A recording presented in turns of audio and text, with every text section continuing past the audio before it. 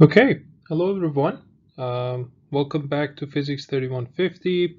As announced on the Moodle, we're going to move the course online, and the way I've decided to present the course material to you is through these videos and the annotated notes that I'm going to post on the Moodle.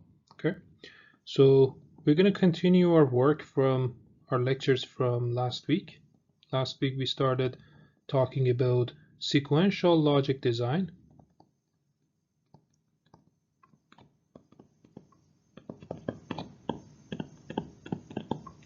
And the idea was that we're going to talk about circuits or logic blocks that their output doesn't only depend on their current input, they also depend on the previous output. They have some sort of a feedback path built into them. As an example, we saw this circuit and we tried to analyze this circuit. We said that, well, let's say I have an OR gate here, another OR gate here, and I've connected the top one to some input that I'm going to call R, the bottom one to S, and I've connected the output of the first one to the second one, and the output of the second one to the input of the first one.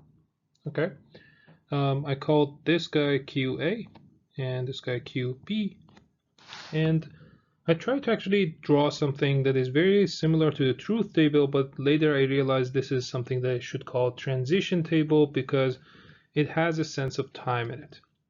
We talked about the fact that S and R could be 0, 0, 0, 1, 1, 0, and 1, 1. And QA and QB values are going to be basically, well, for 0, 1, when R is 1, QA is going to be 0, and QB is going to be 1.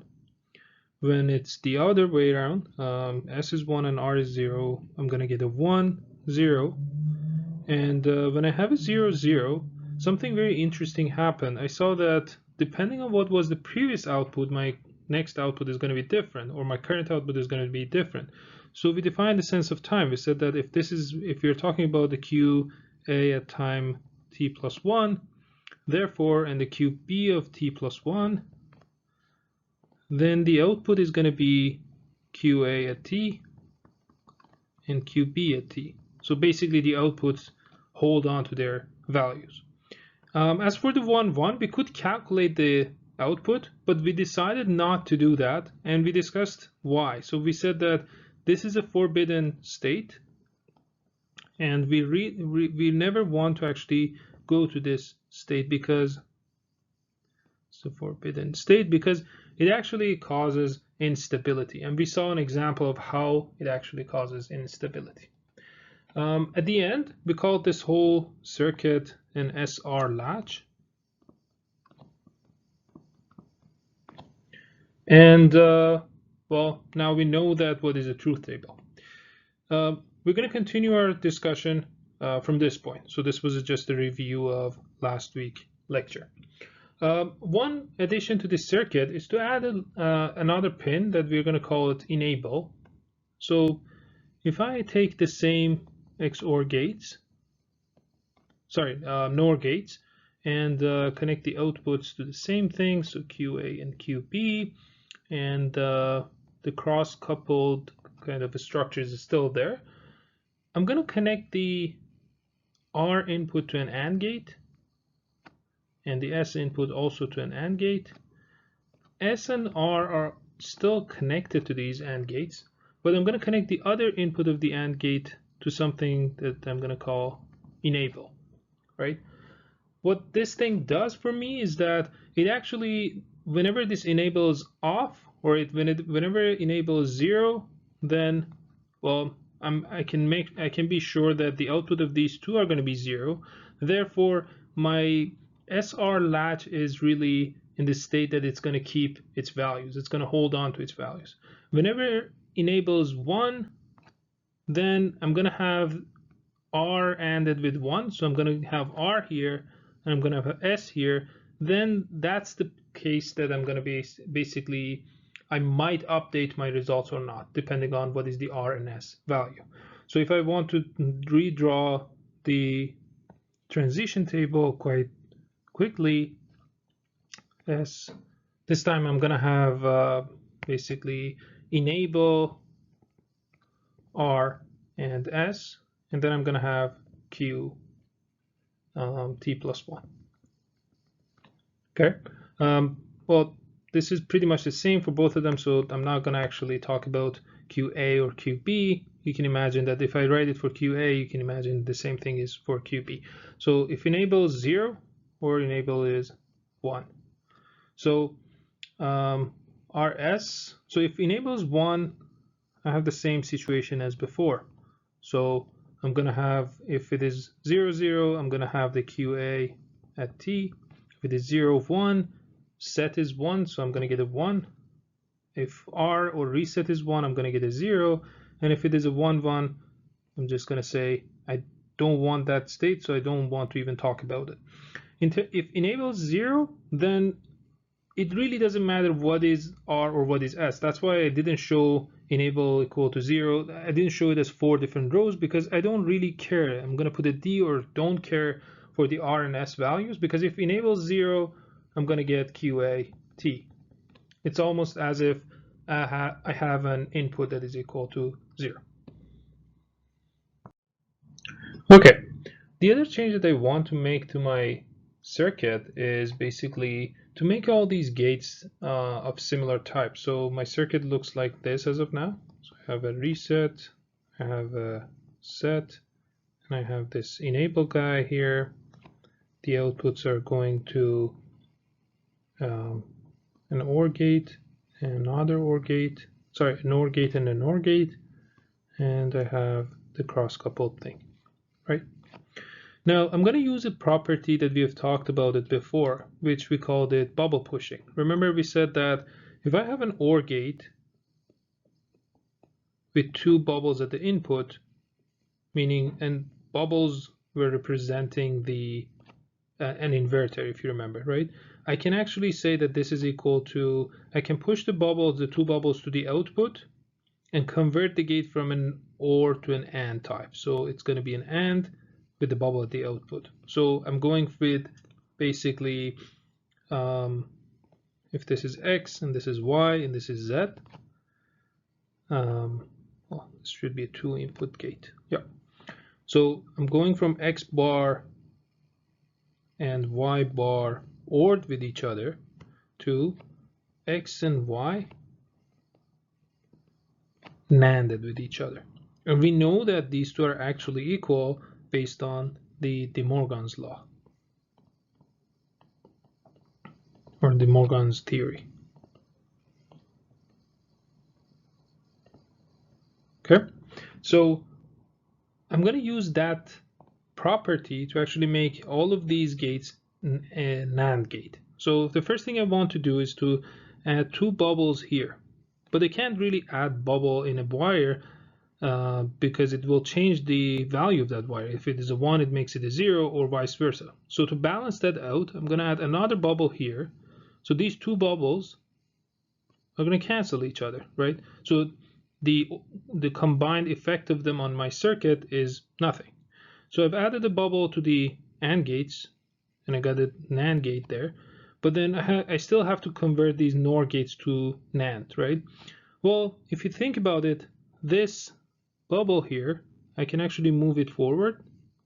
Once it reaches the branch out, I'm going to keep one bubble here and then move the other bubble all the way to here and put it here. I can do the same thing here. So one bubble here and the other bubble there. This way, these two go away, right? Now, if I want to redraw my circuit, I have an R and an S. I still have the enable, but these two are NAND now. And then I have OR gates with 2 bubbles at their inputs. And the outputs are actually having 2 bubbles. Okay, so this is going to be my schematic. So now I can actually convert this to just NAND gates.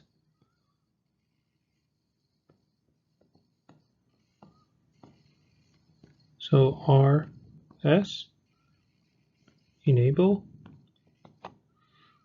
and then this is going to be simply NAND because I'm using the bubble pushing. The only thing that I still have to do is those two bubbles at the output, this guy and this guy, because before I had QA here and QB here, right? And we saw that if I can actually, if you look back at the transition table, you see that at any time QA and QB are opposite of each other, right? So I can say that if I avoid the state, the forbidden state of 1, 1, which is that's the only case that QA and QB are not the opposite of each other. If I avoid that, I can somehow say that this is Q. I'm going to call this Q and call this guy Q bar because they're always not of each other, right? So if this is Q and this is Q bar, and because of these two extra bubbles that I have at the output, this is going to be Q, this is Q bar. So with the bubble, it's almost like basically I say this is Q bar and this is Q. Right? So that's all we want to do. Okay. So now I converted my circuit, my SR latch. I've added an enable to it, and I have converted it to a NAND only kind of a implementation. The last kind of change that I want to do with this circuit is that because I keep saying that 1, 1 is a forbidden state, why don't I make the circuit in a way that I never get a 1, 1? So how do I change that to get to basically never get a 1, 1 state? Well, what I can do is that I'm gonna hold on to my output gates, so I can still have. I'm gonna flip it vertically around this dashed line. So I'm gonna have Q up and Q bar down. That means that S should be on the top and R should be on the bottom. That's the only thing that I have to do. So this is going to be the two other NAND gates, and enable here. The only thing that I'm going to do is that instead of having S here and R there, I'm going to connect S to something I'm going to call the input D, and I'm going to add an inverter between here and between the two inputs. Therefore, what I'm going to have at the input is going to be always D and D bar. Using this circuit, I can be sure that I can never get a 1, 1 at the input, right? So I can, here can be basically, if enables 1, I can get a 1, 0 or a 0, 1, but I can never get a 1, 1 because I have D and D bar. You might actually think that, well, you don't get a 0, 0, which was one of the states that we liked because it actually held the output, but I still can get a 0, 0 at this point and this point. And the reason is that I can actually simply make the enable equal to 0. So I don't have to have D and D bar equal to 0, 0 to get a 0, 0 at this point. I can just basically make enable equal to 0. And using that, I can get a 0, 0 after the first set of NAND gates. Okay, so now to practice this, let's say that to just practice the operation of the circuit and make sure that everybody understands what's going on. Let's say that I'm going to call this is going to be my enable signal. Let's say my enable signal changes like this. And the x-axis is really time. Don't need to go more than that. And then I have the D input. Let's say my input is changing like this. It's a 0. Then you get a bunch of 1s here, some other 1s here, and then another 1 there. And the question is that how would my Q looks like? So I would ask you to pause the video right now. Try to actually draw the Q for yourself, and then once you're done, resume the video and then see how we can actually solve it together. Okay, I hope that you all have tried this. So based on the circuit operation that we've learned, Q is going to be basically when enable 0, my output is going to hold on to its previous value, right? The output only changes with when enable is actually 1, right? So during this period and this period. Okay, so let's see what will happen. So if Q is actually, so initially up to this point, let's discuss this after at the end, right? So I'm going to start from this point and then we're going to come back to before this point in time, right? So when enable becomes 1, I'm going to look at my input. My D is 0. So when D is 0 and enable is 1, I'm going to get a, let me erase these guys so that we can rewrite them here. So I'm going to get a 0 here and a 1 here. Therefore, it's kind of like, well, I'm actually resetting my output. So it's actually, the output is going to be just 0. The moment I get a D equal to 1, my output becomes 1. Again, when D becomes 0, I get a 0, because whenever D is 1, it's kind of like I have a S equal to 1, R equal to 0. Whenever D is 0, I have an S equal to 0, R equal to 1. So basically, I can see that whenever my enable is 1, the output is really following the input. It basically copy pastes whatever I have at the input D. Now, I can imagine that during this period, after the second time that I get my enable my enable becomes 1, I'm going to get a similar kind of behavior. The output copies input. Now, between the two transitions, my output is going to be basically when enable becomes 0 at this point, what happens is that my output is not like, it's basically the input to my SR latch is, it's almost like it's 0, 0. So my output is going to be basically holding to its value until the enable becomes 1 again. So I'm going to get a 0 all the way here. And I don't care about these two episodes that my input became 1.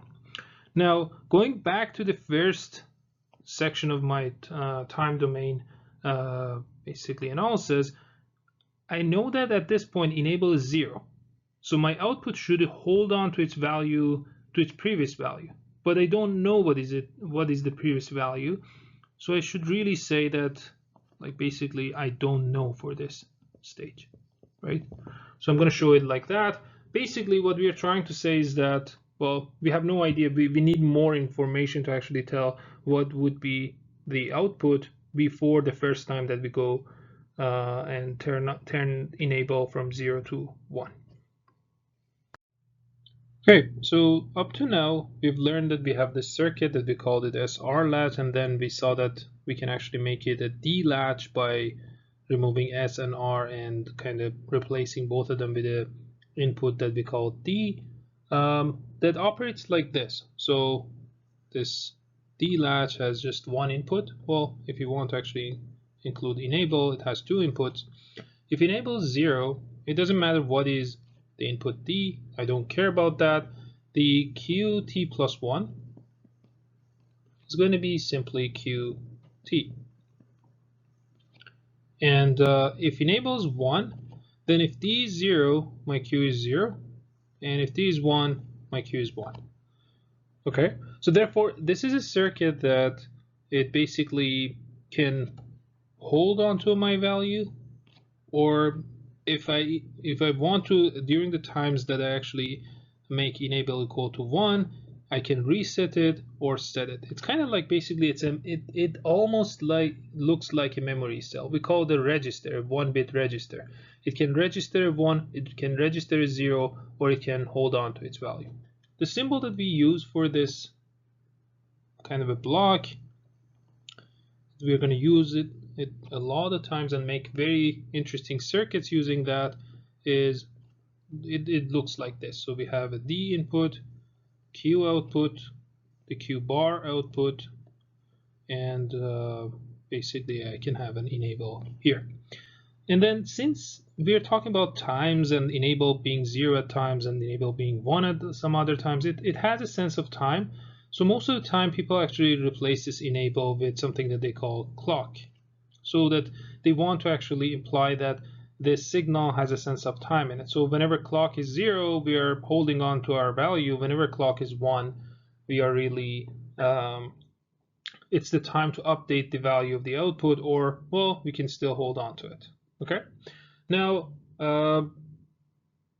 let's make a little bit of change into this block and make a new circuit using this block, which is very interesting. So let's put two of these blocks in series or in cascade with each other. Let's say that I put a D latch, Q, Q bar, clock, and another D latch, D, Q, Q bar, clock, and I connect the Q output of one of them to the D input of the other one. I'm going to call the input of the first one X and the output of the second one Y. As for the clock, I'm going to connect both of them to the same signal, but well, for one of them I'm going to invert the signal or not the signal and then connect it to the clock. So let's call this guy clock signal. And basically when clock is 0, I have this latch, this D latch enabled, and when clock is 1, this D latch is enabled. Okay, and I'm gonna call this node in the middle M, because we have to actually analyze the operation of this circuit and see how does this thing works. Basically at the end, I want to draw a box around this whole thing and call the entire thing one block, right? But before that, let's just, for now, let's just talk about how the circuit actually operates. So let me actually erase this. Okay. Imagine that my clock signal looks like this. So the clock looks like a 0, 1, 0, 1, and it's a periodic kind of square wave, right? I want to know how does the y is actually related to x. Again, you can pause the video right now and think about it yourself. Try to figure out if for the D latch we know how the Q and the D are actually related to each other. We know that when clock is 0, Q is basically holding on to its previous value. When clock is 1, Q is equal to D, right? So when clock is 0, Qt plus 1 is equal to Qt, and when clock is 1, Q is basically, it doesn't matter, time doesn't matter, Q is equal to D. Okay, now how about this? Well, let's actually analyze this. Again, you can pause the video, think about it, and then resume, and then listen to what I say, or you can just basically continue listening. So let's actually analyze them one by one. Let's only look at this guy. So when clock is 0, which is this part of our time, basically this episode, when clock is 0, the latch 1, so let's call this 1, this is 2, the latch number 1 is actually active, right? Because when here is 0, here is 1, so this latch is active. So its Q is actually equal to D based on these rules, right? Now I can say that, so based on that, I can say M is equal to X during this period, right? What can I say about the relationship between Y and M at this point? Nothing, right? Because when clock is 0, the latch number 2 is actually off. Therefore, well, Y is going to hold on to its previous value. I don't know what was what is its previous value, so I'm just going to say no comments. Okay. Now during this period, I can see that clock becomes 1. So I know that Y is going to be equal to M, right? Now the question is, Does this mean that y is equal to x? Because, well, we like to think that m is equal to x, y is equal to m, therefore y is equal to x. But you have to remember that m is equal to x during this period, m is equal to x until this point in time. So if x is changing here, so if this is my x and it's changing here, the last sample of x is going to be the last value that m is going to remember. Beyond that point, the moment I move on from this period to that period, m is not going to get updated, because the moment that I make my clock equal to 1, when this positive transition from 0 to 1 transition happens, the moment that clock becomes 1, this latch number 1, it goes from an enable mode to disable mode. I don't get an update. So basically, from this point forward, m is going to hold on to its value, its last value, basically, before the transition.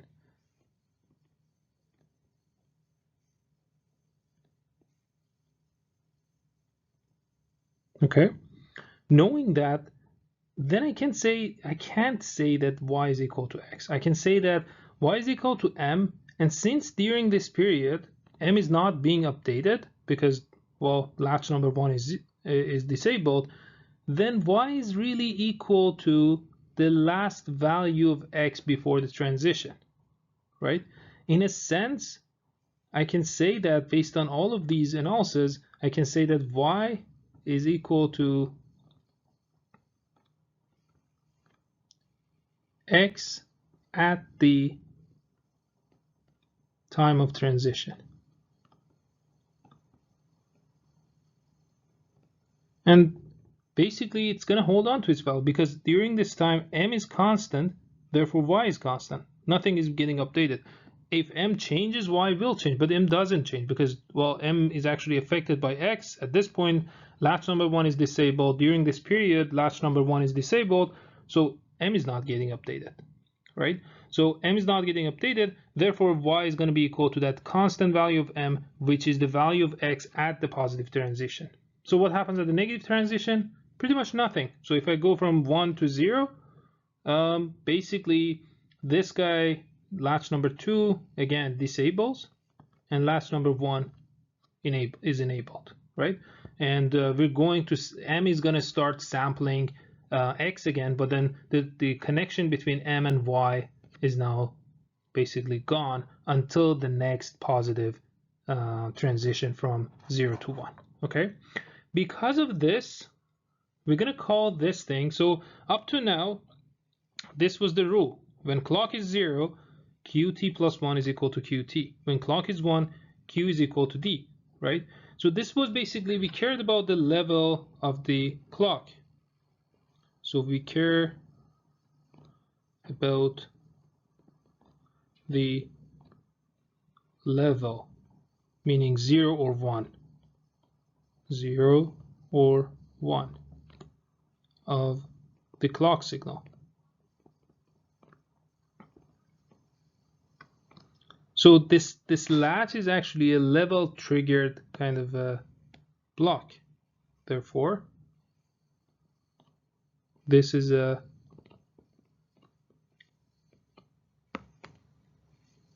level triggered gate.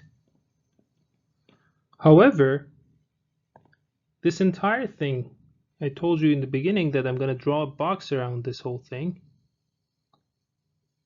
So if I call the whole thing here a box, and I'm going to show it like this. So very similar symbol like the D latch. So I still have D and I have Q and I have Q bar. Instead of having clock like this, I'm going to have, well, let me erase this. I'm going to put a little triangle here and then write clock. And this triangle is supposed to tell the reader that this is an edge triggered block. So this is an edge triggered block. What does it mean? It means that for the D latch, I care about the level of the clock. If it's 1, then it's activated. I'm going to look at the value of X. So I look at the value that at the input D here when clock is 1. This one, for this block, I'm going to look at the value of D at the positive edge of the clock, right? So how do I know this is positive? Because if it was negative, the symbol would look like this. So I still have D, Q, Q bar, and I have this triangle thingy that is clock, but I would put a bubble here. So that means that I'm sensitive to the negative edge of this clock. How do I make it negative?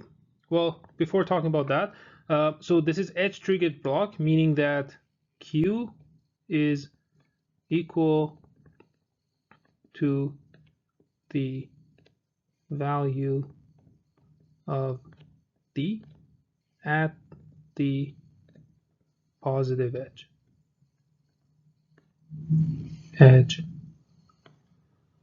of the clock.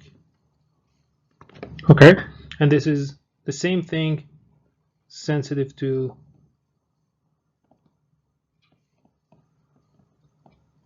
negative edge. Okay, so this block, I'm going to call it, instead of a D latch, I'm going to call it a D flip-flop. So this and this, D flip-flop. Sometimes people show it as DFF. Okay, now the last question to answer is, how do I make it sensitive to the negative edge of the clock rather than the positive edge of the clock? Well, again, you can pause and think about it, or you can just continue listening. The answer is basically very simple. You can just basically replace this inverter, connect the clock for the first one directly to the clock signal, and for the second one, connect the inverter. Okay, so that's how you actually make it a negative edge sensitive D flip-flop. Okay, so to fully understand how these things work and to compare them, let's actually solve an example that we have a D latch, a D flip-flop, and a positive edge D flip-flop and a negative edge D flip-flop. Let's say this is D, Q, and clock. The Q bar is something that sometimes we show, sometimes we don't show. So if we need a Q bar, and we're going to see circuits that we do need a Q bar, we're going to show it. But if we don't show it, doesn't mean that it's not there. It's just that we don't care too much about it. That's an optional kind of an output. So this is the, let me redraw this. This is the edge triggered D flip-flop, and this is again edge triggered but negative edge triggered. So I have D, Q, clock. Okay, so let's say that I'm going to call this guy Q1, Q2, Q3, and I'm going to connect the same input to all of them. Okay, so I'm going to call that just D, and I'm going to connect the same clock to all of them. I'm going to call that clock. Let's say this is my clock.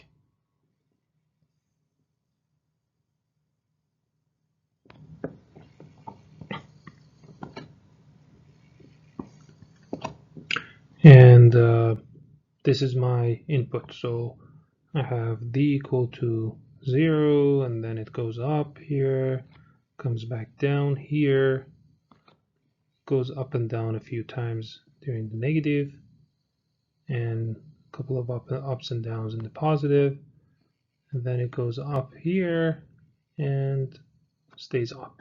Okay, so this is clock.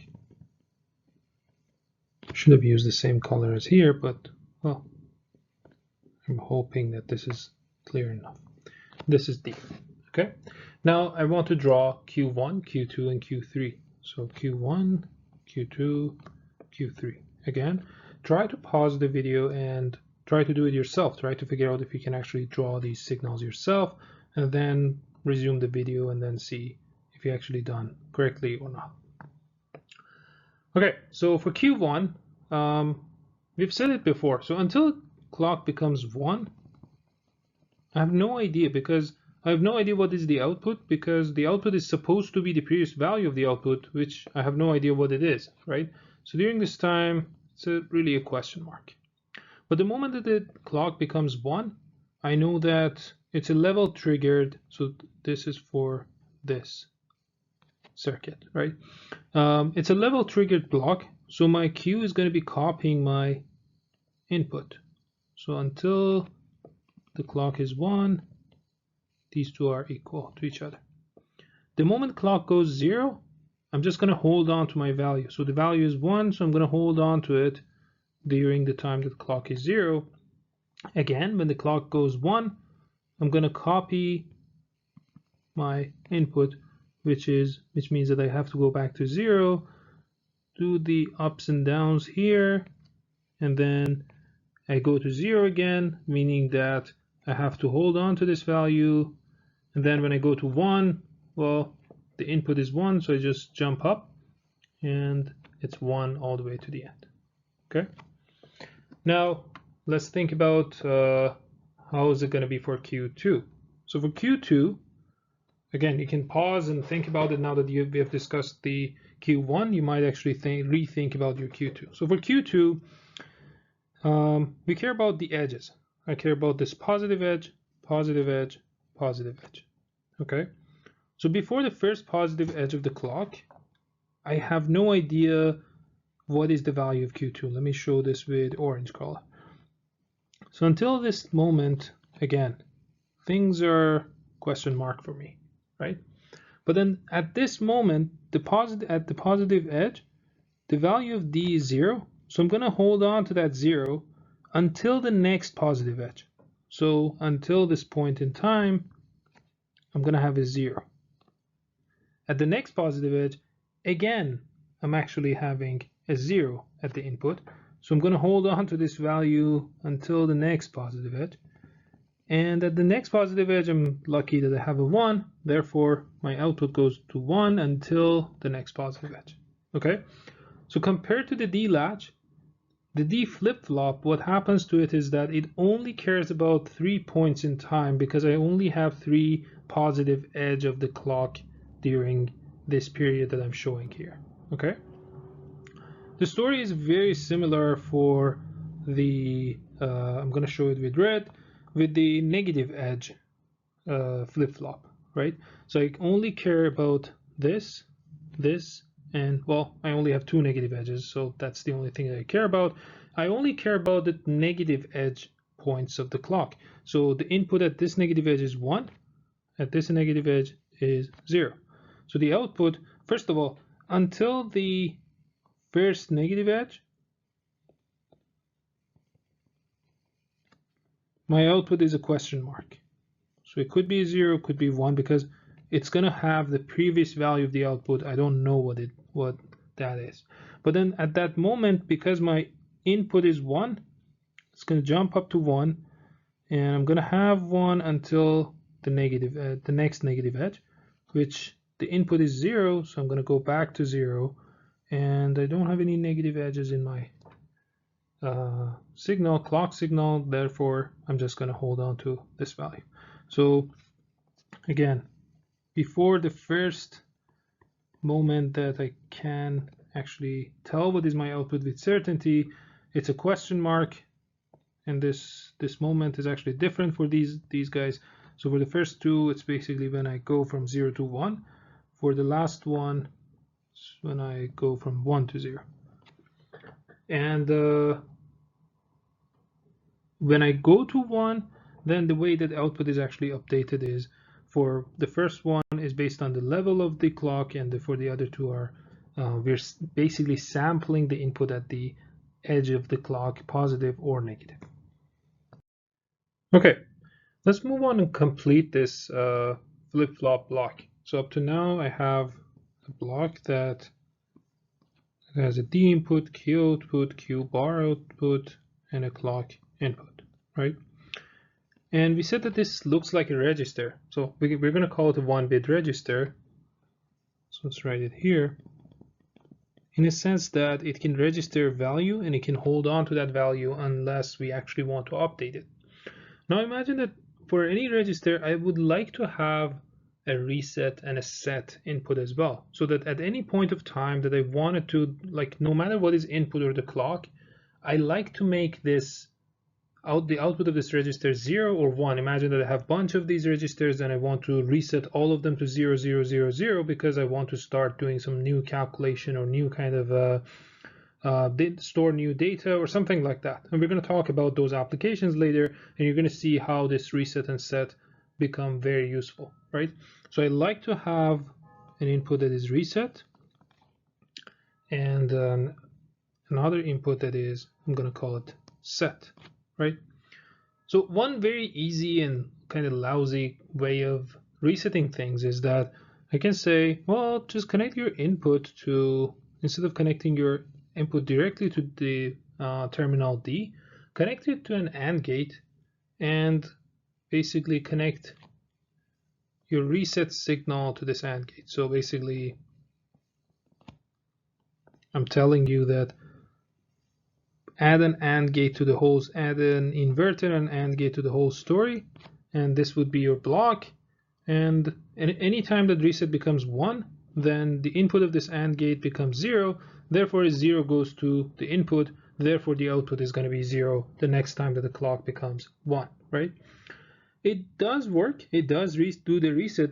The biggest problem with this is that, as I mentioned just now, when reset becomes 1, goes from 0 to 1, then, when it becomes 1, then I'm going to have this node going from 1 to 0, this node going from something that I don't know, because x might have been 0 or 1. So from something to definitely 0. Now I have to wait for the next positive edge of the clock to have Q going to 0, right? So this is really have to wait for the next positive edge of the clock. And that sometimes is something that I don't want. Sometimes I want to reset all of my registers now, and I don't know when is going to be the next positive edge of the clock. I don't know if it's going to be too late or too early. I'm just gonna, I want to reset it now. It's like the reset button that you have on your cell phone or computer. Whenever you press it, you want it to happen now. You don't want to wait until the next positive edge of the clock or some other event, right? So we're gonna call this kind of reset synchronous reset, and we're going to say we don't like that because it's synced with the clock. And what we want to actually talk about now is asynchronous async reset. Okay, so how do I add a gate to this whole, how do I add 2 inputs to this reset and set, perhaps? How do I add 2 terminals into this circuit to actually make that happen? Well, to actually understand that, we need to look at the internal circuit of a D flip-flop. So remember, my D flip-flop looked like this. So it was 2 D latches, D, Q, clock, clock, D, Q. And I connected the output of one of them to the input of the other one, and that was the output, that was the input. So X is here, Y is there, and I had the clock bar and the actual clock connected to the 2 inputs. Okay. Now, if I want to draw the real circuit, the NAND gate based circuit, it would look like this. So the first D latch, I have 2 NAND gates here. The input of them, one of them goes to X, the other one is basically, X bar, and I have clock bar coming into both of them. So this is clock signal. So clock bar comes in, and then the output of these two goes to the cross-coupled latches, right? The cross-coupled NAND gate, sorry. The output of those guys are connected to here. Okay, so that's the Q and Q bar of the first one. And then if I want to connect it to the next one, I just repeat the same structure. So NAND gates, these guys are cross-coupled, and their output are going to be called Q and Q bar. And the input of them are really coming from here and here. And the input of these two are, one of them is coming from here, one of them is coming from here, and I also need to connect the clock to them. So there's a clock coming here, and there's a clock going there, and that's the clock signal that I have here. Okay, so that's the circuit that I have, right? So this is basically the expansion of what the circuit that I have shown on the top. So X is connected to there, clock is connected to here. Yeah, I've covered everything. Now, the way I'm going to add reset and set is like this. So I'm going to add reset. I'm going to call this reset signal RST. Maybe I have to draw it a little bit to the left because I'm going to connect it to those NAND gates. I'm going to put an inverter here and connect it to here, and also connect it to here. And I'm going to connect the set in a very similar fashion. So set is here, inverter, the output of the inverter is connected to this NAND gate and to the output NAND gate. Okay, now this is the circuit that I have to deal with. Now let's see what will happen if I make reset 1 and how this thing is actually analyzed. Let's use the purple. So if reset becomes 1, therefore reset bar is going to be equal to 0, right? So this is reset bar. The signal is 0, therefore I can say easily from this NAND gate, because one of the inputs are 0, the AND output is going to be 0, so the NAND is going to be 1. So I can say Q bar is definitely 1. So can I say Q is definitely 0? I don't know, because Q and Q bar were complement of each other at the normal operation, right? So we have to make sure that the Q is also 1, right? Now for Q, it's not going to be as simple, because when reset is 1, it's affecting this gate directly. It doesn't really affect the Q gate directly, so I have to do a little bit of more detailed analysis. So I'm going to say Q bar is definitely 1, but for Q I have to actually analyze it in 2 parts. So if I assume that clock is 0, because clock can either be 0 and 1, and I like the reset going from 0 to 1 to result in output being 0 no matter what is the clock value, right? So clock could be 0, clock could be 1. I'm hoping that both of them result in the Q to be equal to 0. Okay, so if clock is 0, I'm going to call this point A, and I know that when clock is 0, meaning that this signal is 0, then the input to this gate is going to be 0, therefore A is going to be definitely equal to 1, right? So knowing that A is equal to 1, and also knowing that Q bar, the other input of this gate,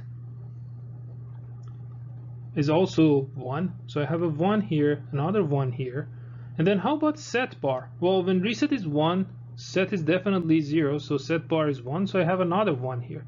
So 1, 1, 1, my AND gate is going to be 1, so NAND gate is going to be 0, therefore Q is 0. Good. This is very important, because when clock is 0, with the synchronous reset, when clock was 0, I couldn't guarantee that Q is going to be 0. But now I can see that I don't care what is the clock. The moment that reset becomes 1, my output becomes 0. Now let's look at if clock is equal to 1.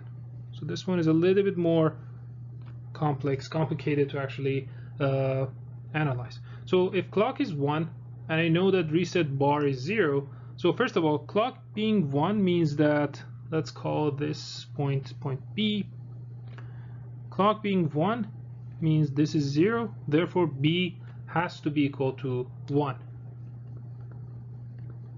If B is 1, and then on the other hand I have reset bar equal to 0, and reset bar being 0 means that if I call this node C, if reset bar is 0, therefore this gate has a 0 at the input, so C has to be 1. Okay, B is 1 and C is 1 and set bar is 1, therefore this node, let's call it E. I don't want to use D because that is the input of a D flip-flop, so let's call that E. So because of all these things, so B is 1, C is 1, and set bar is also 1, these three will result E being equal to 0, and knowing that basically A is 1 because Q bar is basically Q bar is 1 and A is 1 because of the clock, therefore I can say that Q is equal to 0. So these analyses will tell us that we have an asynchronous kind of a reset signal where no matter what is the clock, it could be 0, it could be 1. The moment that reset becomes 1, my Q becomes 0. You can do the same analysis. That could be a homework or like something that you want to actually do yourself. You can do the same analysis with set signal, right? You should be basically able to analyze if set is equal to 1, and that means that implicitly it means that reset is equal to 0. We never turn on reset and set together. We're not like basically crazy. We want to either make this 1 or make this 0. So if set is 1, then regardless of the value of clock, Q should be 1 and Q bar should be 0. Okay, now that you've learned about this block that we call the T flip-flop, let's start making some interesting, useful circuits out of it. Okay, let's say that I take 4 of these flip-flops and connect them together. We saw that when I connected 2 of the D latches together, I got a flip-flop. Now, if this is DQ, DQ, DQ, and DQ, and I connect the output of each one of them to the input of the next one, and I'm going to call this guy Q. Let's say this is Q1, Q2, Q3, Q4. Okay, and let's say that all of them are actually using the same clock. So the clock signal for all of them is the same thing.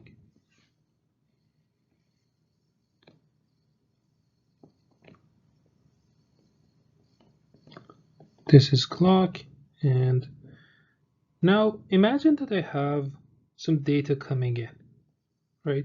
I've connected the input of the first one to a port. Let's say it's a USB port. Well, if you actually think about your USB port, if you just right now look at your USB port, any USB port in your laptop or computer or whatever, I mean the normal USB port, not the mini ones, you're going to see something like this. If you see the inside, you're going to see that there are 4 little golden strips that whenever you plug in a USB flash memory or USB device or whatever USB cable that you connect to it, the male and female connectors actually basically connect to each other, and these 4 metal strips that are on both of them connect to each other in an electrical way, right? So what are these 4 strips? Well, one of them is simply VDD, the other one is ground, and one of them is data plus, the other one is data minus. So this is really the first and second generation of USBs. In the third generation, things are a little bit different, but we just want to talk about the normal USB operation. So VDD and ground is just to basically provide power. We learned in the analog part of our course that any electrical or electronic device requires power and ground to actually operate. We have to turn it on before actually getting any functionality out of it. And D plus and D minus are basically two data lines, two wires that we use them to communicate data through them, right? So why we need two of them? Well, generally to be more robust. So if I want to send it one, so if this is D plus and D minus, if this is the sequence of ones that I want to actually send with D plus, the sequence for D minus is exactly the opposite of that. Okay, so why do we need something like this? Simply just to be more robust. Imagine that some noise happens and my D plus is really like, for example, it becomes like this instead of actually a nice one, right? And because I want my receiver, like basically on the receiving side, if I'm sending this D plus to my computer, I don't want my computer to think that this period is not a 1. So because I'm actually repeating the same data in a complement fashion with D minus, it's kind of like I'm sending a copy, so that if something happened to the first copy, I can use, my computer can actually use the second copy to make sure that it doesn't make any mistakes.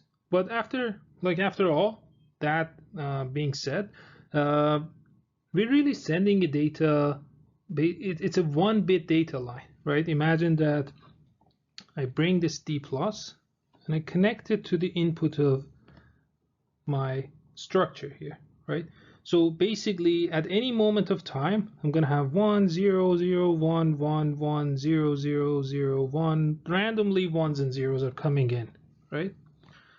So how does my output will change? Well, imagine that I want to send a 4-bit data from my USB drive to my computer, and well, this structure is in my computer, right? So let's say I want to send the number 5. We learned that, or let's say I want to send a 1001. What is that? It is 1, 2, 4, 8. So this is a 9, right? I want to send a 9 to my computer. So basically here I should send first, let's say I'm first sending the least significant bit. So I send first the 1, then the 0, oops, 1, 0, 0, 1. Okay, so first I'm gonna have a 1 here, the next clock I'm gonna have a 0, then a 0, then a 1. Okay, so every time my clock goes up, I'm gonna copy this value at the input and paste it at here. So initially I don't know what is my Q4, Q3, Q2, and Q1, right? But after the first clock, I'm gonna have a 1 here. Still don't know what are these ones, right? There's gonna be a 1 here. After the second clock, this 1 is gonna be replaced with 0. But then this question mark is gonna be replaced with 1, because this guy is now at this 1 is at the input of the second flip-flop. So at the second clock cycle, at the second positive edge of my clock, this 1 is gonna be copied to the output. So I'm going to get a 0, 1, question mark, question mark. So after the third one, this 0 is going to come in, and then after the fourth positive edge, I'm going to have this. So in the end, I'm going to get my, let me actually erase all of this. So I'm going to get my 1, 0, 0, 1 at Q4, Q3, Q2, Q1, right? Now, so this is basically after 4 clock cycles. Now I have my 1001.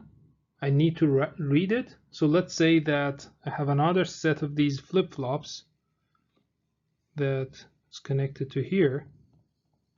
So this is the input of this guy. the input of this guy is connected to here. Next one is here, so that's D, and next one is here, that's D, right?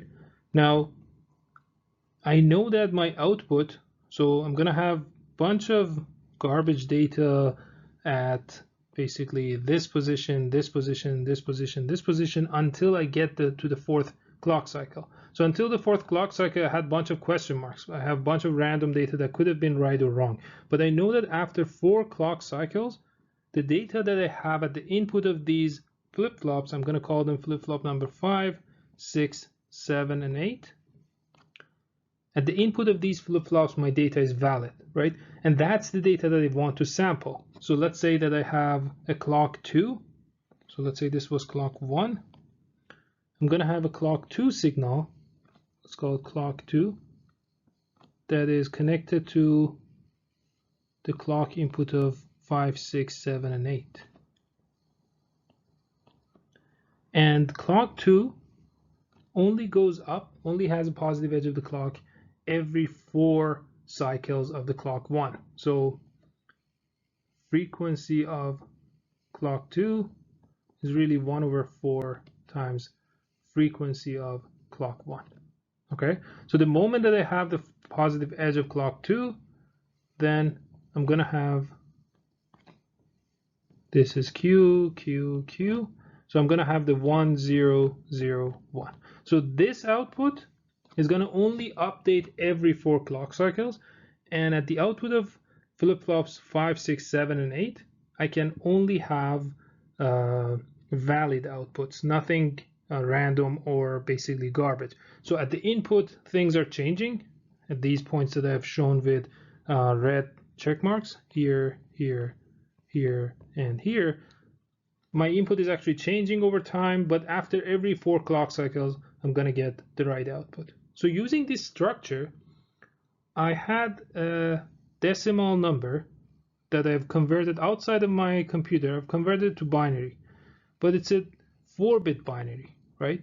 I sent that 4-bit binary in a serial fashion. If you think about it, USB is a universal serial bus.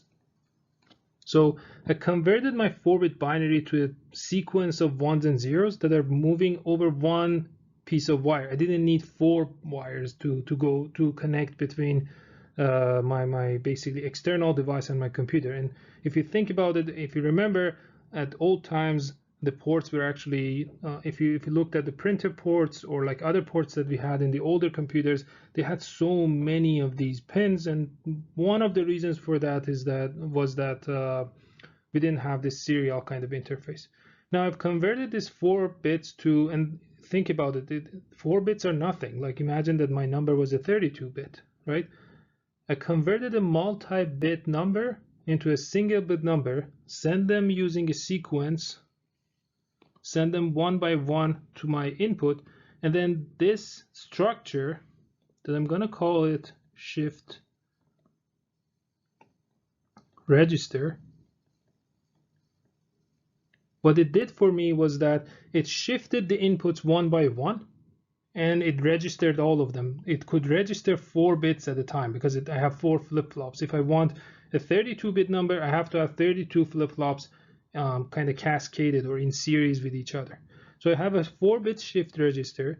It shifted all the input bits and registered them at the output. And then I had another kind of basically structure. This is not my shift register. This is really a switch if you think about it. It only switches, it's a big flip-flops. It's just a simple register, right? Let's call it just a register. So this is just a 4-bit register. Okay, so I shift in using shift register, I converted a serial data to a parallel data. So things were coming in serially, then I made them parallel with each other 1 bit at a time, and then I kind of registered, or I saved all of that into a register, a 4-bit register up there. So this is the structure of the thing that we did. So I had a shift,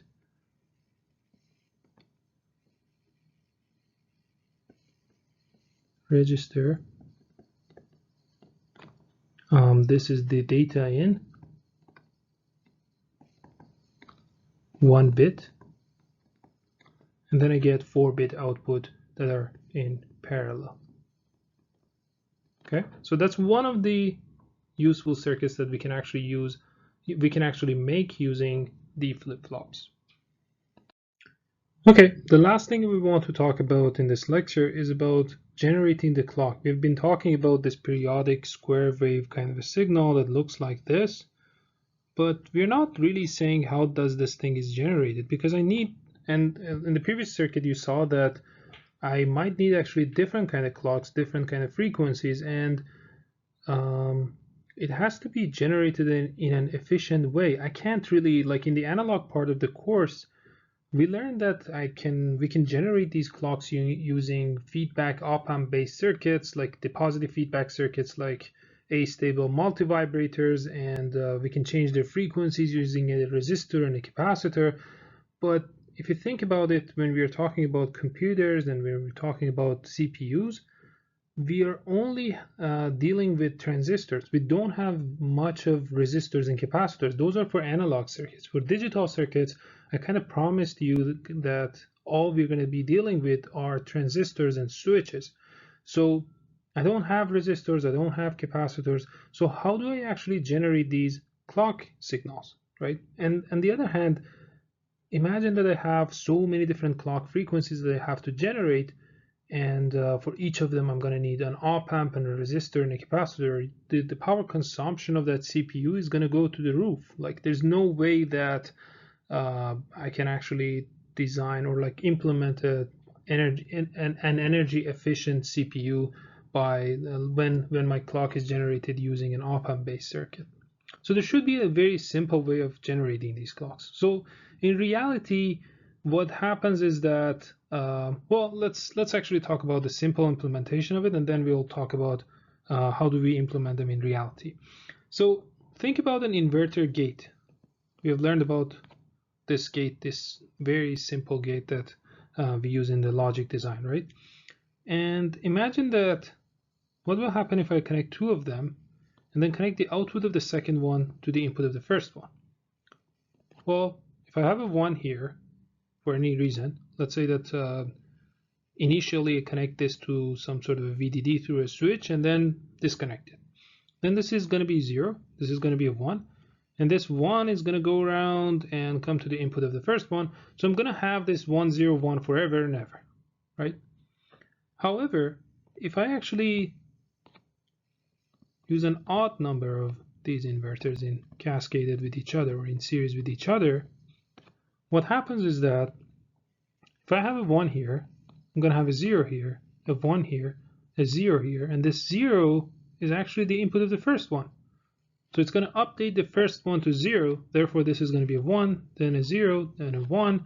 So you can think of it that if each of these gates has a delay, right? So the moment I make this the input of the gate equal to 1, the output doesn't become 0 immediately, in a sense that like there's no, like it happens in basically 0 time. There is always a delay, and this delay sometimes is actually quite small, right? Let's say it's 1 nanosecond, right?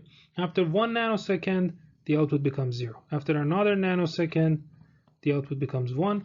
After another nanosecond, the output becomes 0. Therefore, I started with a 1 here, and after 3 nanoseconds, that 1 became 0. Okay? So if I look at, then that's the case for this transition and this transition and this transition. All of them happens after every 3 nanoseconds, right? So if I start looking at, let's say, this point, which is the input point, every 3 nanoseconds, it's changing its value.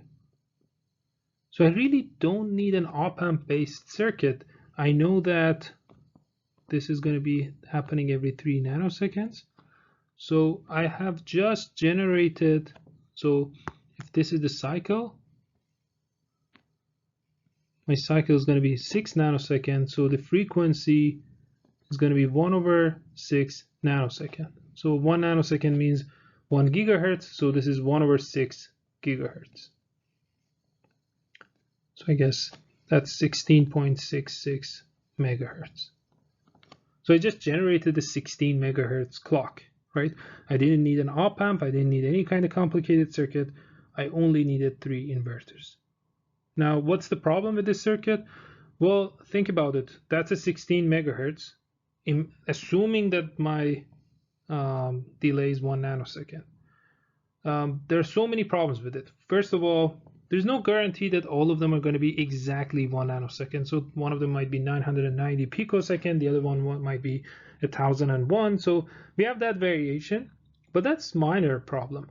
The major problem is that, okay, so if this is 1 nanosecond, and if I wanted, instead of 16 megahertz, if I wanted 16 kilohertz, so if I want 16.66 kilohertz, this means that the period t, which was 6 nanosecond, now it has to be 6 microsecond. And with 1 nanosecond per inverter, that translates into, well, 3,000 and something. It has to be an odd number, but the number of inverters that I'm going to need is going to be 1,000 times more. That's just a little bit too inefficient. Like, I don't want to actually have that many. And then imagine that now somebody says, well, for clock 1 I needed 16 kilohertz, for clock 2 you need 14 kilohertz or 10 kilohertz, and sometimes it's just 50 hertz. Then what do you want to do? Like put 1 million of these inverters? That's just a little bit inefficient. The other thing is that, well, I'm a little bit limited to the delay of a single unit, right? If this is 1 nanosecond, I can't go to frequencies that is basically, if I want anything that is, this is going to give me T's that are basically multiples of 6 nanoseconds, right? Now, what if I want a T of 5 nanosecond? So what do I do with that, right? So there are 2 fixes that people do with this. To change the delay, there's a way to do that. We're going to learn more about that when we start implementing these gates, these inverter gates and AND gates and OR gates using transistors. But then to change the delay of a gate, we can actually change its structure. So the size of the transistor, and we know that this is connected to VDD. Every gate is connected to VDD and ground, right? We need to power it up like an op amp. So we can change the VDD value, or we can change the size of transistors to change this delay. So this delay is actually adjustable, and we're going to talk about this later. But the other way to actually change this delay, or like change the frequency that is generated, is not using inverters. It's actually using a block that we're going to call it counter, and you're going to see that I can easily, using basically a bunch of flip-flops, I can get easily from 1 gigahertz to 1 megahertz only with 3 or 4 or 5 flip-flops. So we have to wait for that, and we kind of got motivated how to actually we got motivated to learn more about these flip-flops, because they seem to be very useful in terms of creating useful circuits for us. But we got a little bit of intuition that where does this clock really comes from. In reality, in computers or any electronic board, people use something that is called crystal oscillator.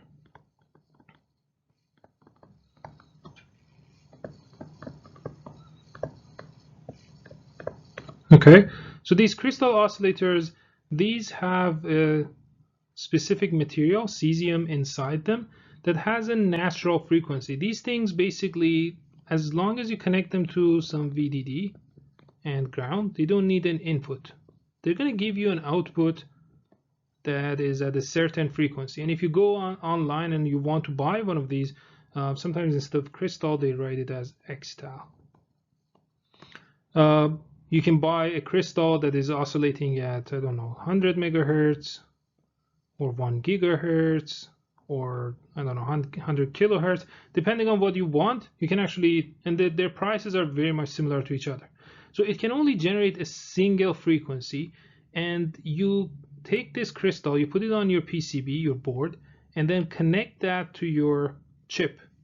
This chip could be your CPU or something. So on your motherboard, if you actually looked into it and then look at the motherboard breakdown, you're going to see a one or multiple of these crystal oscillators. So these are basically your clock generators. That clock goes to the chip, and your chip, inside the chip, you might not necessarily need 100 megahertz. You might actually need so many other frequencies. You might actually need hundreds to thousands of different kind of clock frequencies.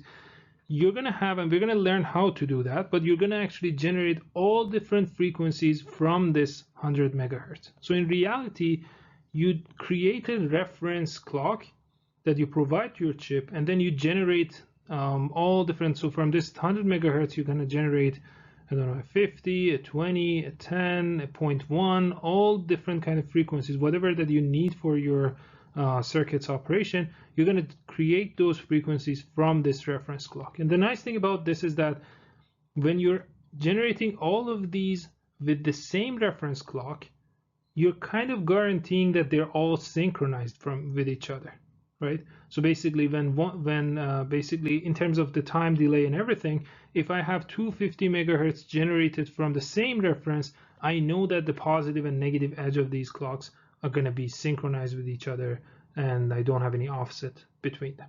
Okay, so that's the end of lecture today. It took us, I think, around I think 80 minutes.